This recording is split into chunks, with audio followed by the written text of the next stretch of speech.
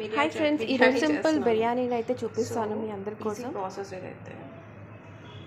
So ఈరోజు అయితే chicken biryani అయితే చేస్తున్నాను అనమాట. సో దాన్ని అయితే ఉప్పు కారం మసాలా అంతా కలుపుకోవాలి, పెరుగుతో కలిపేసుకొని ముందు రోజే అయితే ఫ్రిడ్జ్లో అయితే పెట్టేసుకున్నాను అనమాట. తర్వాత ఈరోజు అయితే తీసేసుకొని ఇంకా నార్మల్గా ఆనియన్స్ అయితే అప్పటికప్పుడు ఫ్రై చేసుకోవాలి కాబట్టి అప్పటికప్పుడు వేసేసి మంచిగా అంటే నెయ్యి అవన్నీ మిక్స్ చేసేసి అయితే మనం ఒక స్టవ్ మీద అయితే పెట్టేసుకుందాం దీన్ని.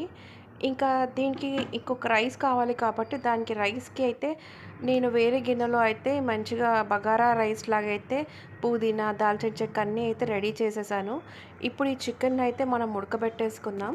ఈ చికెన్లోకి కొంచెం ఆయిల్ కొంచెం నెయ్యి వేస్తే మాత్రం చాలా బాగుంటుంది. సో ఇదైతే మనకు దగ్గర కావాలన్నమాట.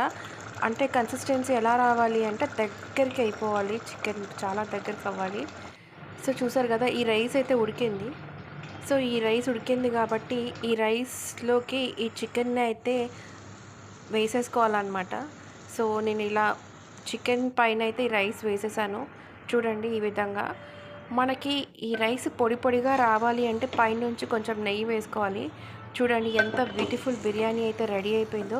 చాలా ఈజీ ప్రాసెస్ కదా, ఎంత పెద్ద హంగామా అయితే ఏం లేదు. చాలా చాలా టేస్టీగా అయితే ఉందన్నమాట. నేనైతే కుమ్మేసాను, మామూలుగా కాదు. And thank you so much for watching friends. Bye, take care.